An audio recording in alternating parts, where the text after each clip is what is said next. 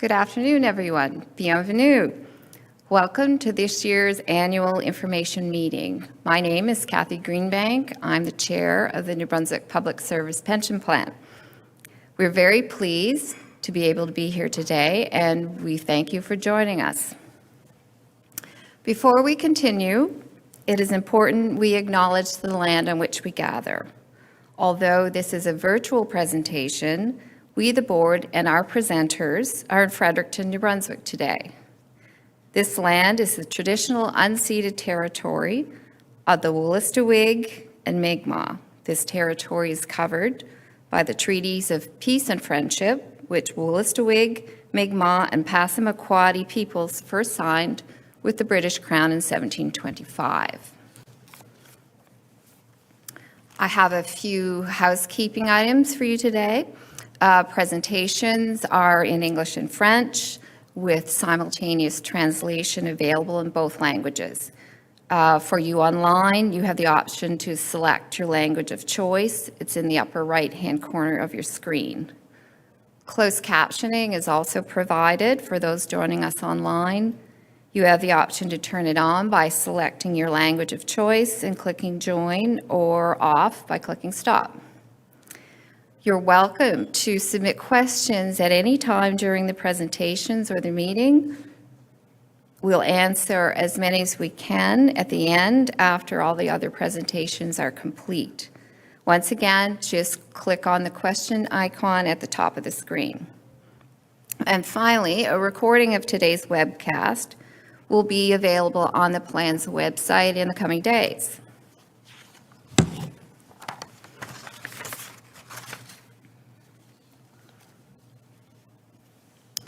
Your Board of Trustees is composed of the following individuals. In addition to me, there are 8 other individuals who've been appointed to the board as trustees. Ross Galbraith, Vice Chair of the Board and an international representative for the International Brotherhood of Electrical Workers. Sebastien Deschênes, Vice President of the Edmundston campus of University of Moncton and Professor of Accounting. Paula Doucette, President of the New Brunswick Nurses Union. Mark Gaudette, Chair of the Audit Committee and a retired Assistant Deputy Minister with the Department of Transportation and Infrastructure. Jim Meehan, Deputy Minister with the Department of Social Development. Susie Prudeg, President of the New Brunswick Union of Public and Private Employees. Marilyn Quinn, Chair of the Governance Committee and retired registered nurse and past President of the New Brunswick Nurses Union. Marilyn also served as board chair for 2 3-year terms. And Odette Robichaud, retired court stenographer and past president of CUPE Local 1840 and past CUPE Regional Vice President. We also have 2 observers on the board, Lee Sprague, Executive Director of the New Brunswick Union, and Chris Russell, a Red Seal plumber and maintenance repair worker with the New Brunswick Community College. As for myself, I'm a retired professional accountant. I've been on the board since 2017. I was on the governance committee for 5 years, chaired it for 2, and this is my 2nd year serving as board chair. Your board members have diverse backgrounds, which strengthens the board and its decision-making. Each of us has been appointed to the board by either the provincial government or one of the following unions: the New Brunswick Nurses Union, the New Brunswick Union, Local 37 of the International Brotherhood of Electrical Workers, and by the Canadian Union of Public Employees, Locals 1252, 1840, and 5017. Many of us are also members of the plan.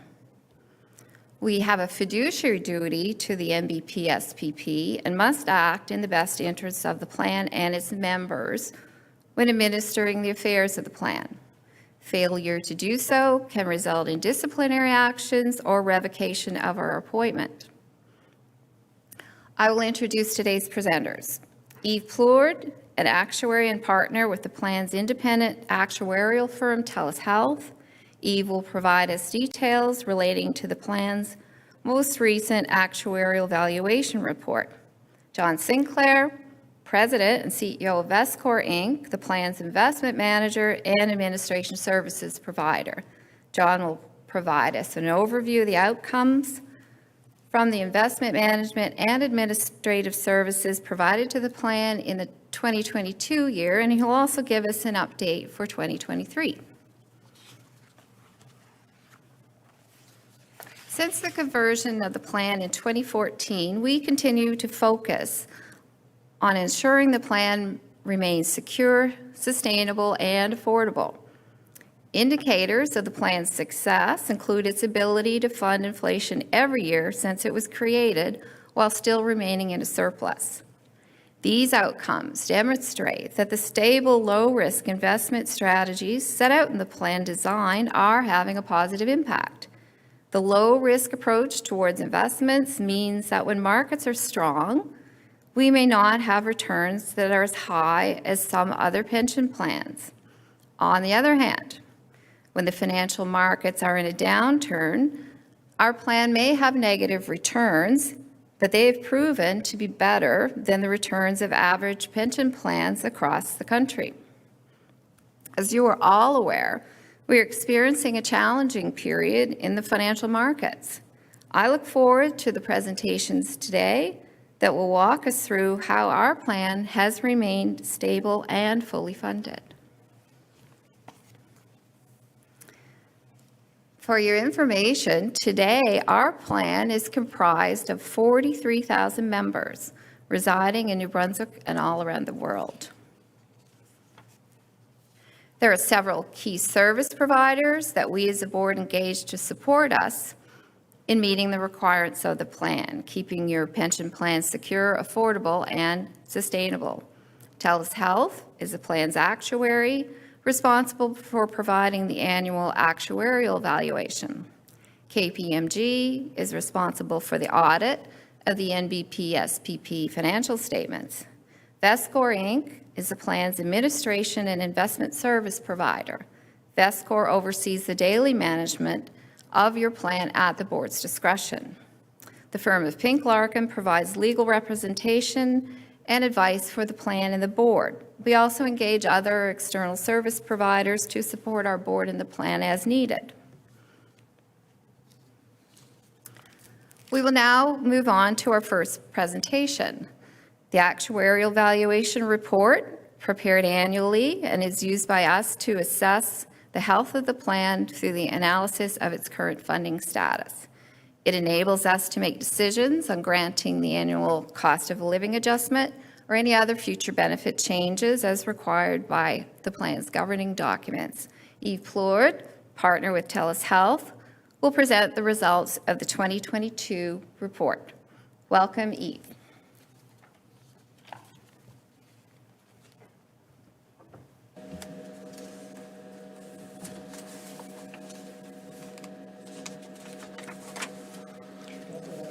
Thank you, Madam Chair. My name is Yves Plourde. I'm actuary at TELUS Health. We were formerly Lifefold and Morna Chapelle.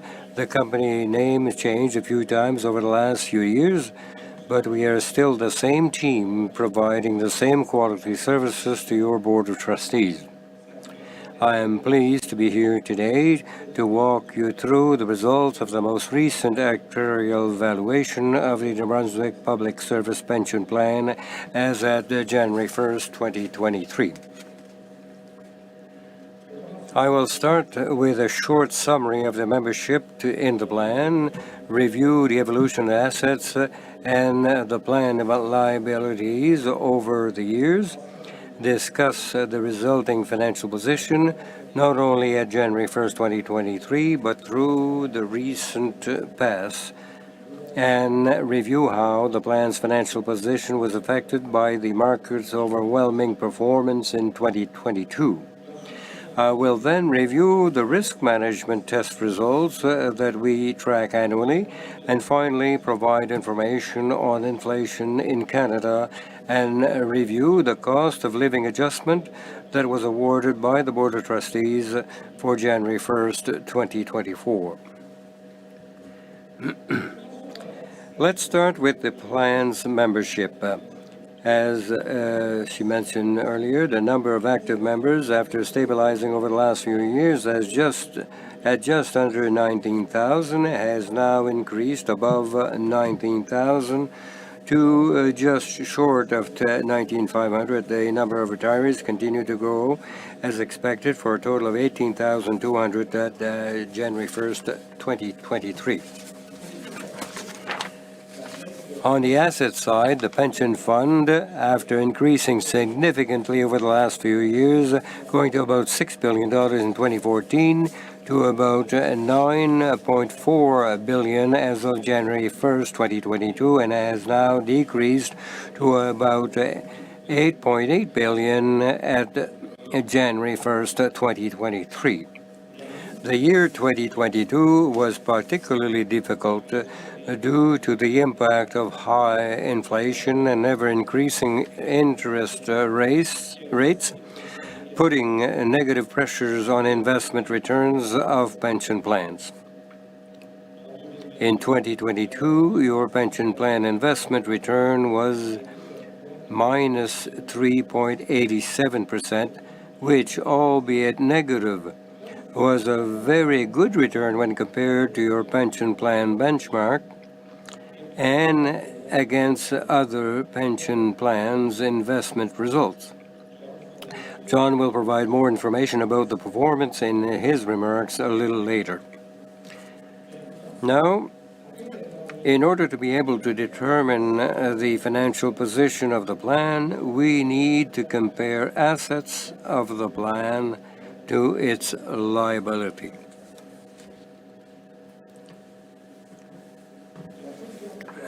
The plan's ability is a representation of how much money we believe should be in the fund at the time of the valuation in order to pay all the benefits that members have accrued up to the date of valuation. In order to calculate the liability, we need to make many assumptions about the future. One of those assumptions is the discount rate that we use to put a value of your pension plan liability. This discount rate represents a very conservative estimate of expected investment returns for the future. Last year, the plan used a discount rate of 4.5% per annum. This year, given the significant increase in the level of interest rates and therefore a significant increase in what we expect the pension fund can earn in the future, the discount rate was increased to 5% per annum.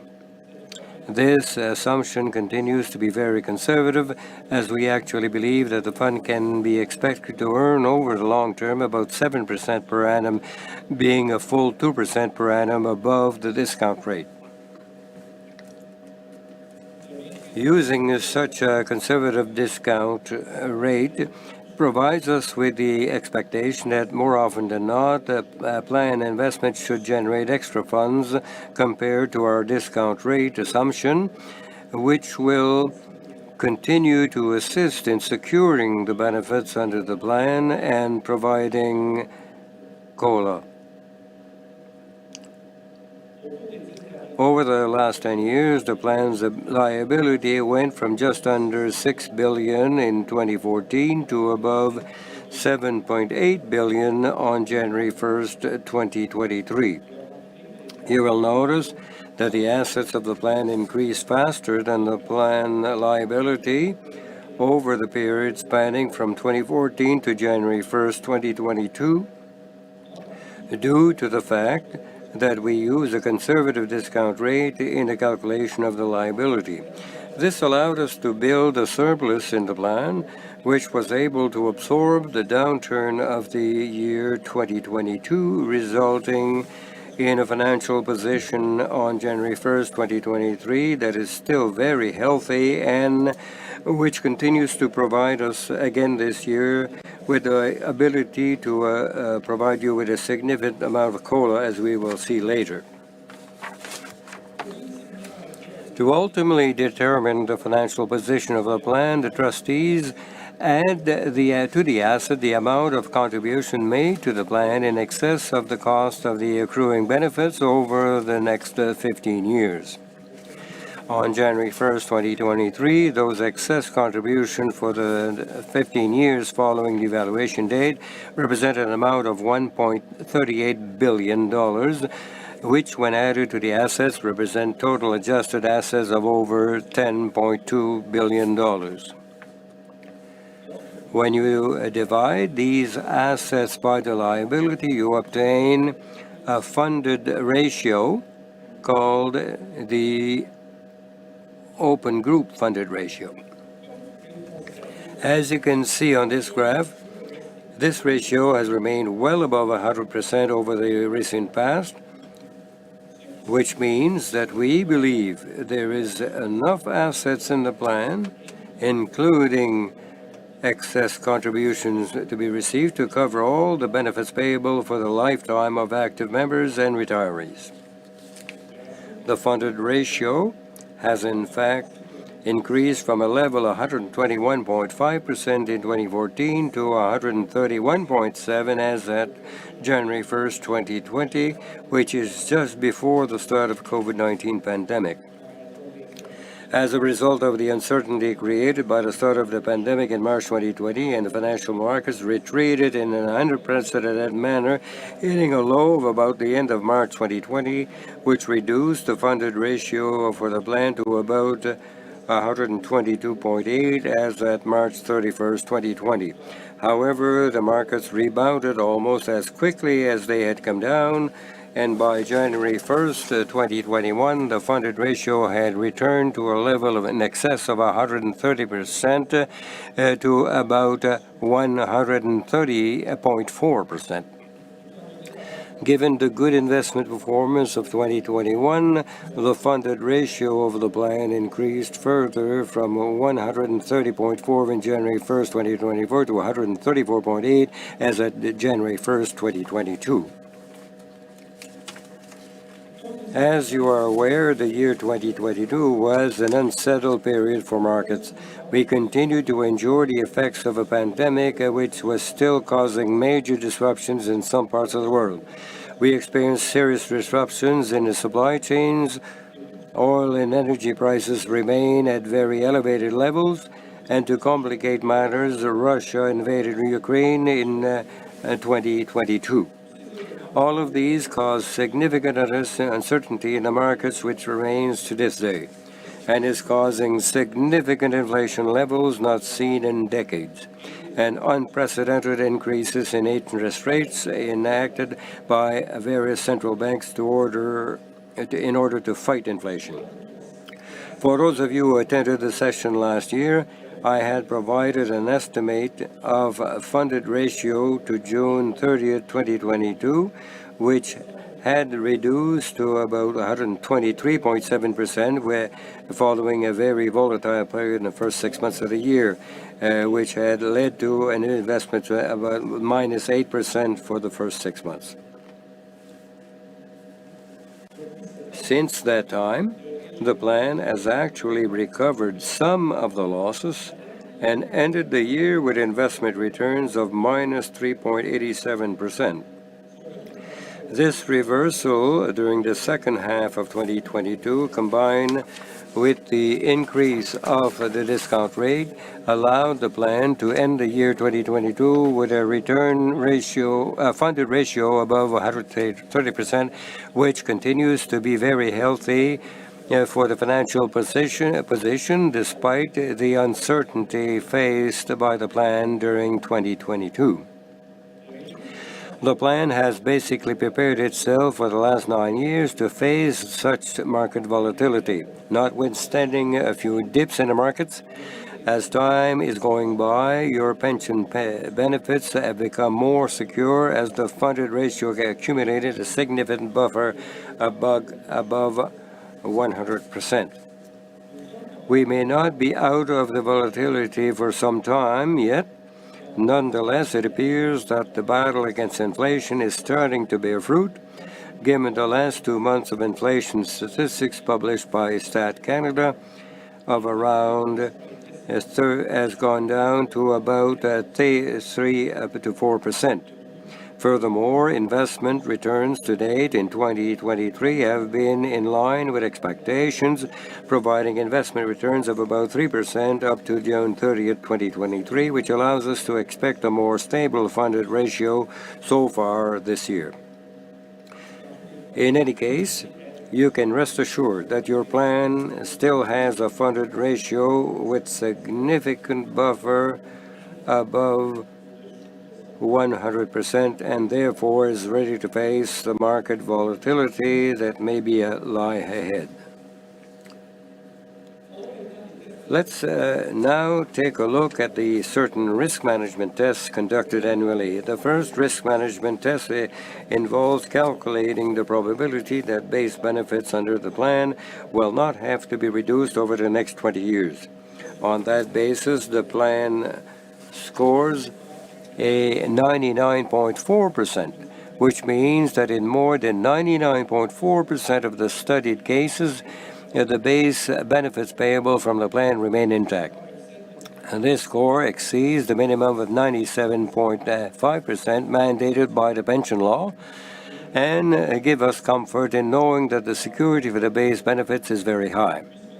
Because the plan meets this test, it can continue to provide cost of living adjustments to all members and retirees. The second risk management test involves the calculation of the average cost of living increases that can be expected to be provided under the plan over the next 20 years. This calculation results in expected average cost of living adjustment of 95.5% of inflation over the next 20 years. The result of this second test is also very positive and indicates a high likelihood that cost of living adjustments are going to continue. The rest of my presentation will be in English. So this brings me to the topic of inflation and cost of living adjustments. Over the last couple of years, inflation has been a hot topic of discussion, given that it has reached levels not seen in many decades. Your plan's been designed to provide protection against inflation through the award of cost of living adjustments, or COLAs for short. The formula used by the Board of Trustees to determine the amount of COLA which can be awarded every year is based on the financial position of the plan. The board can only use a certain portion of the funded ratio in excess of 105%, which ensures that not all surplus, but only a portion is used every year to provide COLA. This year, with a funded ratio of 130.1%, the excess over 105 sits at 25.1%. In prior years, only 1/6 of that excess could be used to provide COLA. But for this year and future years, the Board of Trustees has proposed a change to the province and the unions to increase this amount from 1/6 to 1/5 of the excess.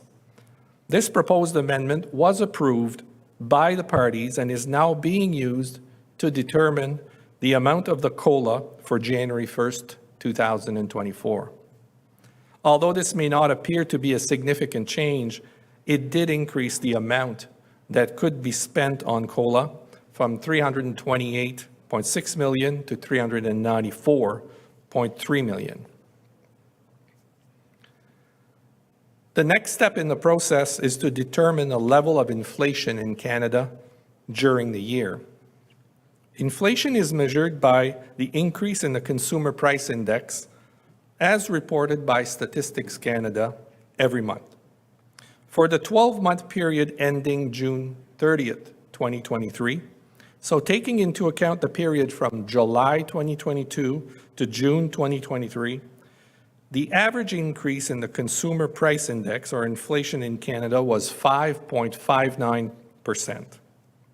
This is almost identical to the inflation we have experienced in Canada for the prior year of 5.56%. We have not seen average annual inflation of that magnitude since the beginning of the 80s. Given the healthy financial position of the plan at the beginning of 2023 of over 130%, combined with the amendment to the amount which can be spent on COLA, the trustees were able to provide a COLA of 5.32%, effective January 1st, 2024. This increase is utilizing the full amount that they are allowed to spend on COLA of $394.3 million. It is an exceptional achievement by the plan to have been in a position to provide COLA exceeding 5% for the last 2 years. As the table shows, the plan has been able to provide COLA over the years that equals full inflation for every year since January 1st, 2015, except for the last 2 years. Although the amount of COLA provided over the last 2 years has been significant, exceeding 5% in each of the last 2 years, a small proportion of inflation was not provided by the COLA. Many plans do not offer inflation protection, and those who offer it very often have caps which limit the amount that those plans are able to provide. A very interesting feature of your plan is that if a COLA of less than full inflation is provided in a year, such as this year and the prior year, the portion that was not provided remains available to be granted in a future year.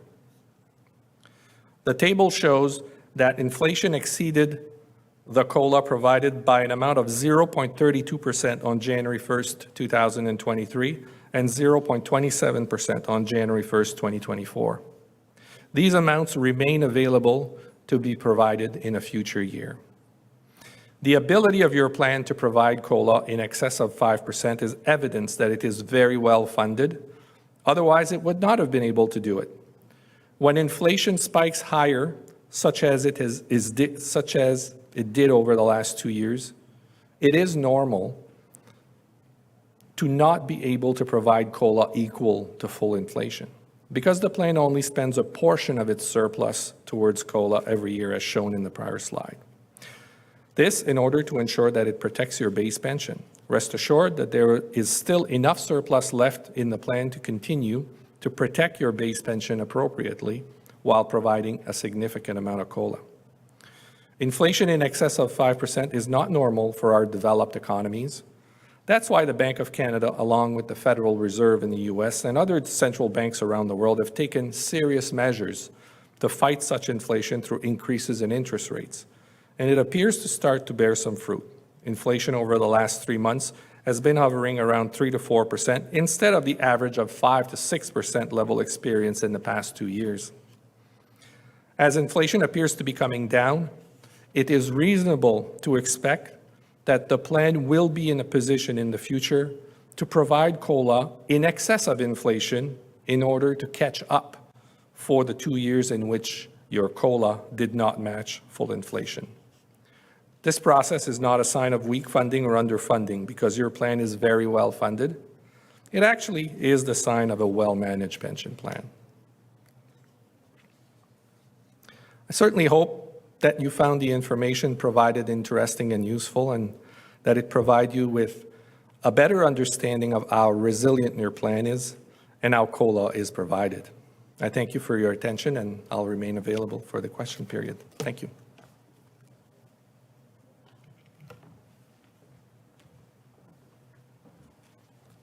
Thank you, Yves. We're very pleased with the plan's performance and how it has continued to weather volatile markets during the pandemic and this current inflationary period. And I thank you for your detailed presentation on the last 10 years' history of COLA.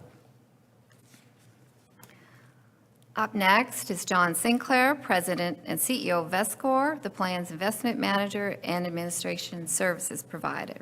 John will provide us with a summary of the plan's 2022 results and an update for 2023. Welcome, John.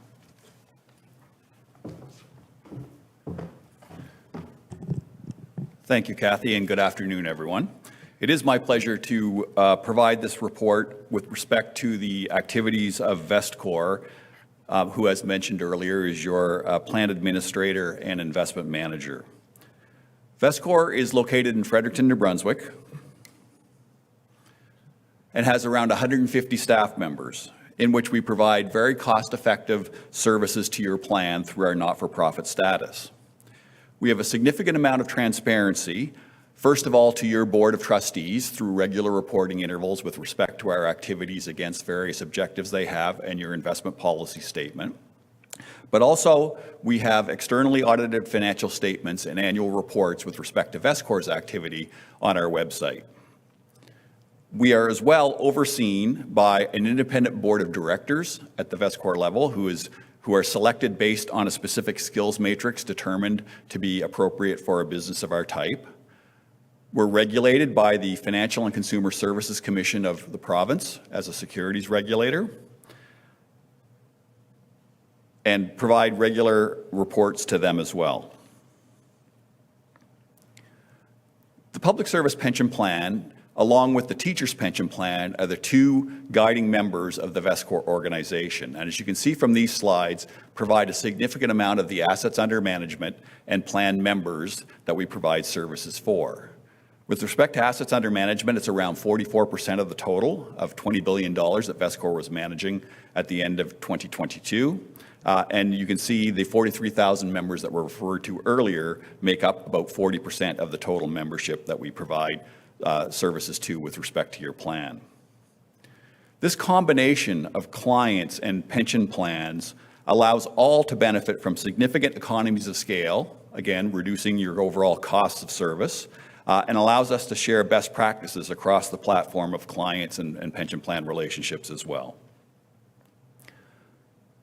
First of all, I'll address the pension plan services successes for the year 2022.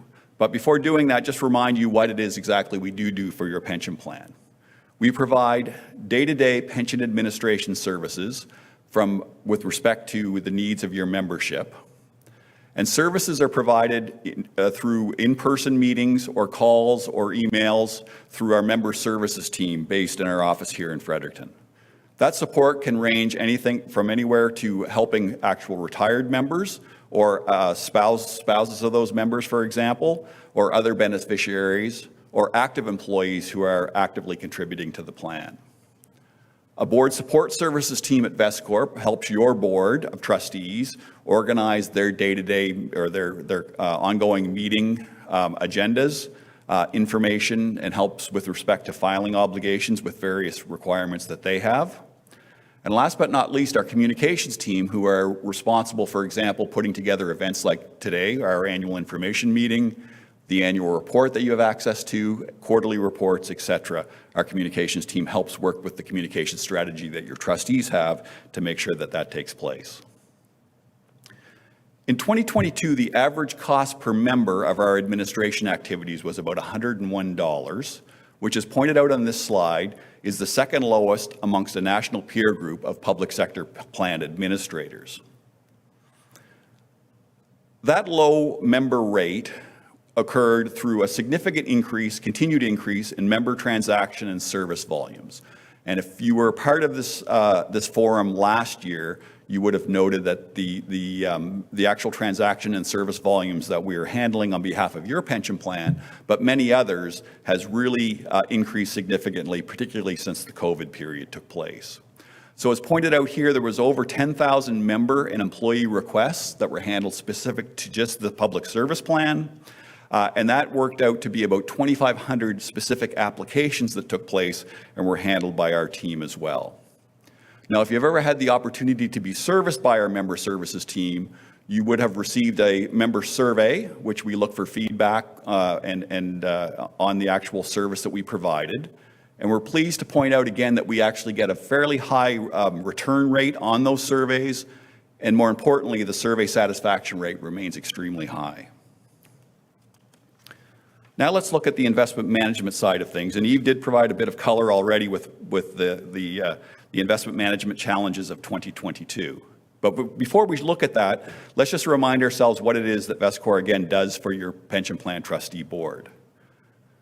So first of all, we actually advise and deliver upon the investment policy that has been set out by your Board of Trustees to provide that secure and affordable pension plan design that Yves pointed out earlier. And that does lead, again, to lower risk, more sustainable investment strategies that we deploy on behalf of your plan. We're pleased to continue to be able to meet and exceed the long-term targeted discount rate that Yves pointed out earlier, that discount rate that's been determined to make sure that your plan is sustainable going forward. But as well as you'll see, we were able to actually add additional value above and beyond the benchmark set out in your investment policy statement. And in concert with that, continue to make sure that the plan was able to meet those risk management tests that Yves referred to in his earlier comments. So with respect to 2022, I'll just reiterate it was a very challenging year in investment markets. Inflation rates have risen significantly through that period. And again, as Yves pointed out, central banks became very aggressive, whether it was the Bank of Canada, the US Federal Reserve Board, the European Central Bank, et cetera, raising interest rates significantly. And on top of that, geopolitical challenges increased. A number of geopolitical challenges obviously came out of the COVID period, where globalization, it was determined that globalization actually had some significant challenges and some trade imbalances, but the Russian invasion of Ukraine just added or escalated to those challenges that we still face today.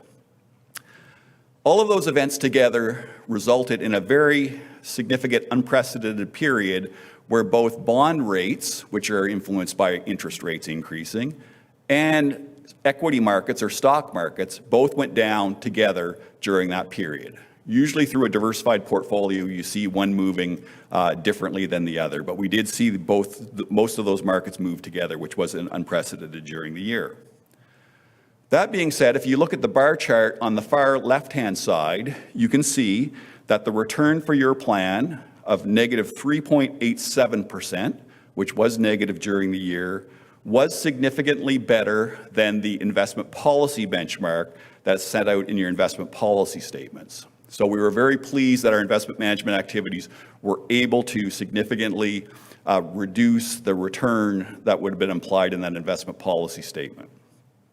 More importantly, though, because as we all know, pension plans are a very long-term obligation, you can see that over the longer term, whether it's a 4-year period, since the plan was converted back in 2014, or even back when the New Brunswick Investment Management Corporation, our predecessor company, started managing these assets for public servants, you can see that, first of all, the returns have been higher than the target discount rate that was applicable during the period 2022 of 4.5%.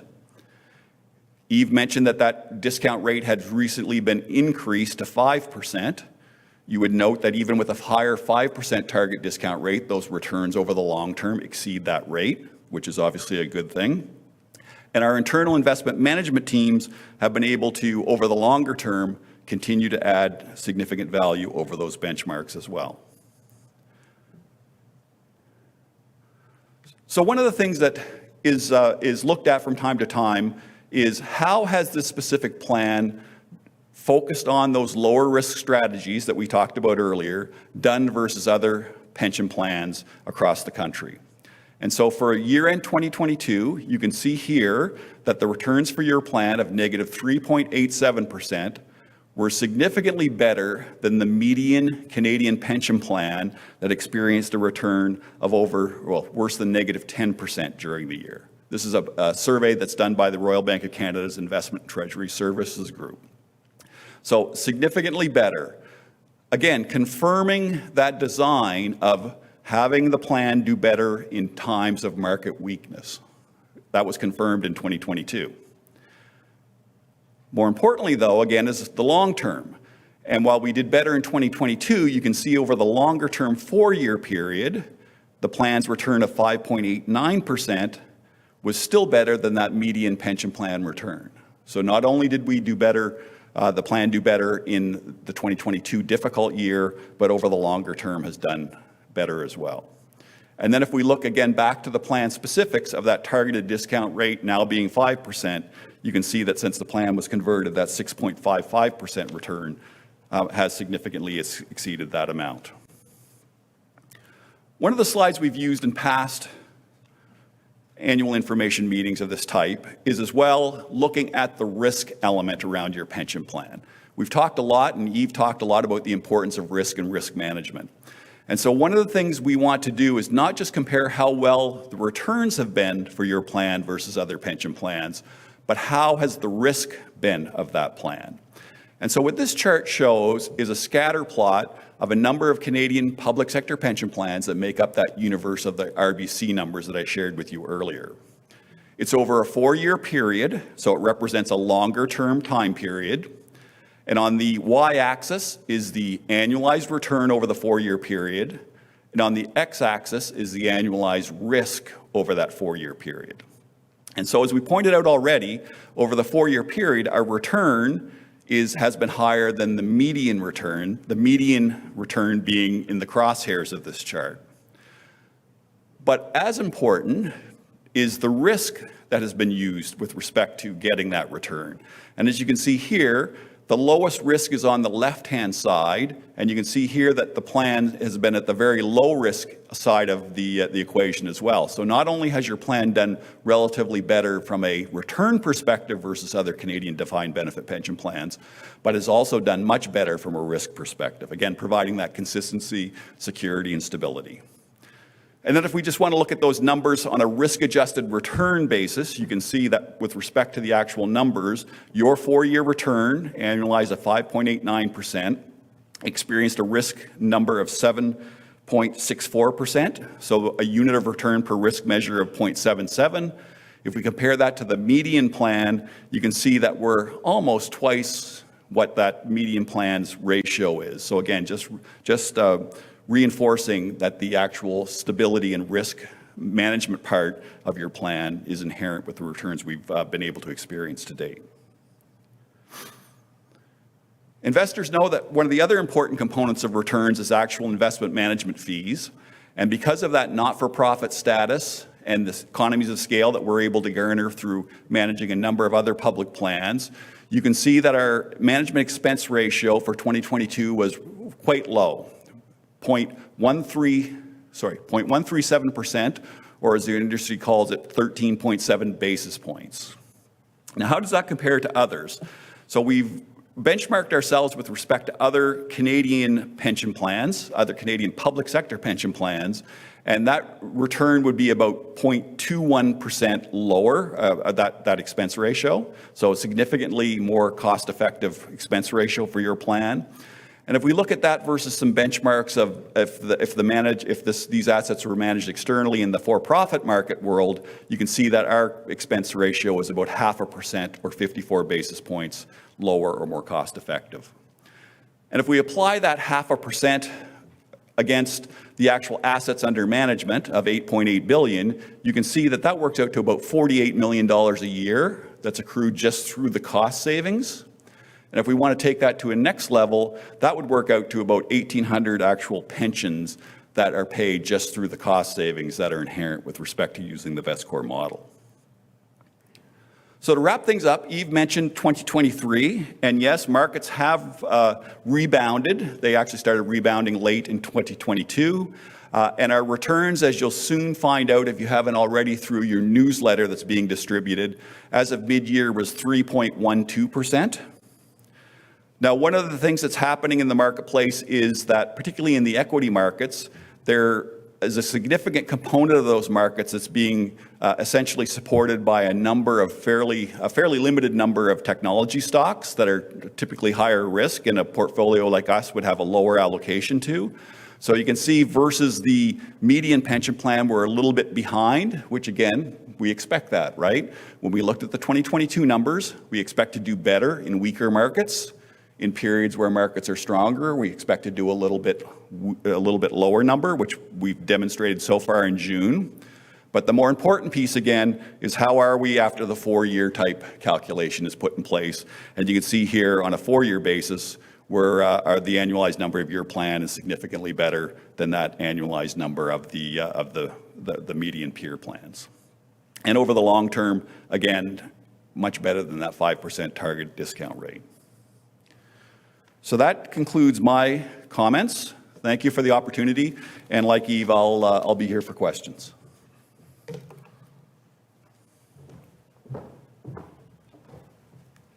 Thank you, John, for your presentation, and thanks to you and your team for the work they do on behalf of our plan.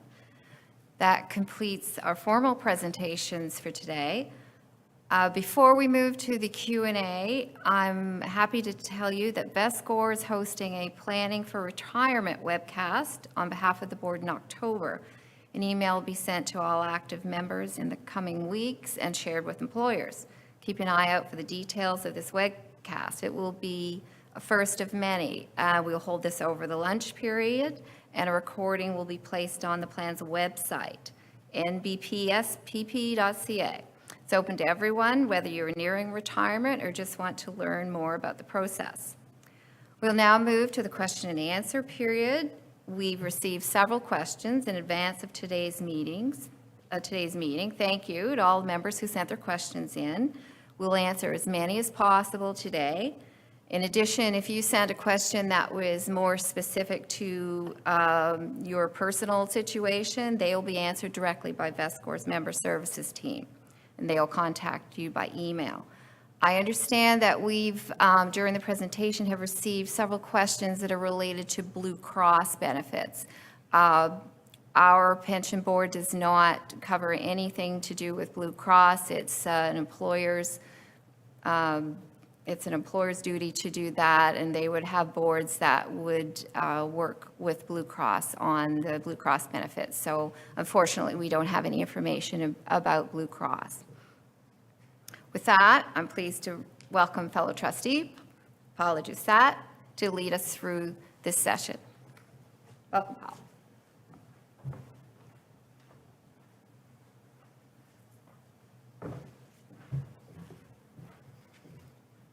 Thank you, Kathy. Merci, Kathy. Thank you, Kathy. Hi, everyone. I'm really happy to be with you today. As Kathy explained it or mentioned it earlier, I'm Paul Doucette, and I'm a member of the Board of Trustees as well as a participant in the plan. Any questions for the Board of Trustees or our guest who have presented to us today, please submit your questions by clicking on the Ask a Question button that appears on your screen at the top right-hand corner. Note that if you have questions specific to your own pension, we encourage you to contact our plan's member service team, a service provider provided by VESCOR on your behalf. In addition, members have submitted several questions, as Kathy has mentioned. They've been submitted online prior to today's meetings, and we will answer as many as possible. So I have a few to start with now. One of the questions was, I'm new to the plan. What are some of the items I should be watching and considering? And how is our pension calculated? So I'll turn to our chair of the pension board, Kathy, if you'd like to answer that, please. Thank you, and thanks to the members for the questions. That's a great question, and I'm happy to see that there's interest in keeping track of the pension plan and its calculations. So first of all, I'd like to encourage members to look at the plan's website, NBPSPP.ca, to see information, including copies of our semi-annual newsletters. In addition to that, you'll get an annual employee statement through the mail, which you can use in conjunction with the pension estimate calculator to gauge what your future pension will look like. And as we just discussed, there will be a Pension 101 presentation this fall. Keep an eye out in your email for an invitation to that webcast. How your pension is calculated and much more will be covered in that presentation. Thank you. Thank you, Kathy. The second question that we have received, has there ever been an adjustment to our pension to take into account the increase in CPP? And I'll move to Eve Plourde to answer that, please. Eve? Thanks, Paula. I'm glad to report that no, there hasn't been any changes to your pension plan with respect to the changes in CPP. The two plans operate independently. The idea here is that over the last few years, the CPP have increased their benefits. And so the logic goes that if the CPP increases benefits, there might be less of a need for private and public sector employers to provide as much through their pension plans as they would have otherwise, given that the CPP has taken over a bit more benefits. But what we've seen in Canada, actually, for the vast majority of private sector and public sector employers, is they have not reduced the amounts that their pension plans are providing, including the public service pension plan here. It's working independently from the CPP, and any increase in the CPP will be yours to keep, and the public service pension plan will pay the same benefit that it used to pay before those increases were announced. Thank you, Yves. The third question: what is our portfolio's exposure to the financial risks of climate change, and how are you protecting our pension assets from these risks for the future? And I'll ask John Sinclair to answer that one. John? Thank you for your question. So Vescor has a long-serving set of responsible investment guidelines that it's been using to make sure that we consider sustainability objectives with respect to each and every one of the investments that we make, and that's deployed down through our investment management teams. That investment, those guidelines are available on our website. If you go to vescor.org under investments and look for documents associated with our various programs, those guidelines would be there. Last year at this meeting, we also pointed out that we were about to launch our first responsible investment report, which is a report that details a number of activities that are conducted within our investment team and includes a calculation around the actual carbon's emission exposure inherent in the overall portfolio of the assets that Vescor manages. That was our first point-in-time report. This fall, we're looking forward to actually releasing our second report, which will again provide that similar type of calculation and will show what difference there has been with respect to the emissions data of your portfolio on a year-over-year basis. And we'll continue to do that going forward to be able to monitor what the actual exposures look like with respect to the companies which we invest on your behalf and the active portfolio management activities that we take part in. Perfect. Thanks, John. The fourth question, and I think it may have been touched on in the presentation, but we'll go to this question now. Is it still possible that the shortfall in COLA increases in January 2023 and January 2024 will be met sometime in the future, and under what circumstances? And I'll ask Yves to answer that one, please. Yves? Yeah, thanks, Paula. I alluded to that. Well, actually, I addressed it in my presentation, but I don't think it hurts to repeat. I do expect that in the future, the plan will be in a position to recover those amounts that were not taken in the future. In fact, I'm just not having hope. I think it's highly probable that this will happen and probably happen sooner rather than later. The circumstance that what we want to see happen for us being able to provide that COLA is inflation coming down. So as soon as inflation starts to come down to a more normal level, even if it's in between 2% and 3%, then the plan should be in a position then to provide COLA that will take over the two amounts that were not provided at that point in time. And we don't need investment return that are going to shoot the lights out of the park. It's just going to be just regular investment return, I think, is needed. It's what we really need is inflation that comes down a little bit from where it is right now. Great. Thank you, Yves. Keep your mic on because I have another question for you.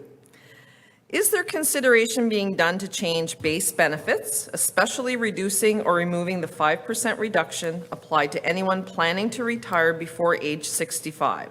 This reduction is unfair. So Yves, if you could address that, please. When the pension plan was designed, the first priority that was given to the Board of Trustees was to provide COLA. Cost of living adjustments as much as they could to protect the benefit and protect the purchasing power of retirees, and also the accrual of the active members. And that's all found in the funding policy that was adopted at that time. And so the first steps and the current steps that the trustees are going through is to make sure that they can provide as much COLA as possible, as hard as it may have been over the last few years with inflation as high as it is. There are steps in the funding policy, though, beyond COLA, and those are reduction in contributions when and if the plan gets to a funded ratio of 140% or more. If you remember during my presentation, we're now at about 130. We've hovered somewhere between 120 to 134 over the last 10 years. So we're not at the 140% yet, but when we get there, along with COLA, there is a potential for a reduction in contributions for both the members and the employers, and then the establishment of a reserve to provide future COLA, assuming that the plan gets into a rough patch, then there will be money in a reserve to continue to provide COLA, even if the plan might get into a rough patch. Having said all this, there's a point 4 in the funding policy that does address potential benefit increases, and that a change to an early retirement reduction would fall under that category of step 4 for the Board of Trustees. And that would happen only after the plan would be above 140% and had provided somewhat of a reduction in contribution and established a reserve for future COLA. So it's not that it's not considered, it's a step in the funding policy where the trustees will have the ability to propose benefit improvements to the province and the unions, but that cannot happen until the other steps that are more of a priority when the plan was set up have been fully accomplished, and that the funded ratio of the plan gets in above 140%. Thank you, Yves, for clarifying that and walking us through those steps. I have one last question that has just come in. Again, this is for Yves. The question is, I am curious if the actuary has seen any significant changes in the life expectancy that has been included in projections, such as COVID. So Yves, if you could answer that for us, please. So COVID has affected life expectancy or mortality, I should say, in the last few years. Unfortunately, we've had some deaths caused by COVID-19, more than expected for the last few years. But in terms of impact of COVID, long-term impacts, for example, how is currently a 45-year-old affected for the next 30 years because they contracted COVID? The jury is still out on that. There is it's too early really to be able to study the long-term impact that COVID might have on mortality or just life expectancy in general for our plan members. And so there has been no long-term adjustments made to mortality rates as a result of COVID-19. And we're just wait to see how that will impact mortality over the long term before we can make a statement or any adjustment to pension plan mortality for COVID-19. Great, thank you, Yves. Recognizing that we're getting close to 1 o'clock, we still have one more question that came in under the wire. So before we conclude, again, this is for Yves. And it's, with the employer contributions set to reduce in 2024, how will this impact the value of our pension? Okay, so there is temporary contributions that are paid by the employer. There was a schedule of 5 years that ran from 2014 to 2019, and then there is a 10-year temporary contribution that runs from 2014 to 2024. So that second temporary contribution ends on January 1st, 2024, but it's 0.75% of payroll. So those temporary contributions are much smaller than the regular contributions.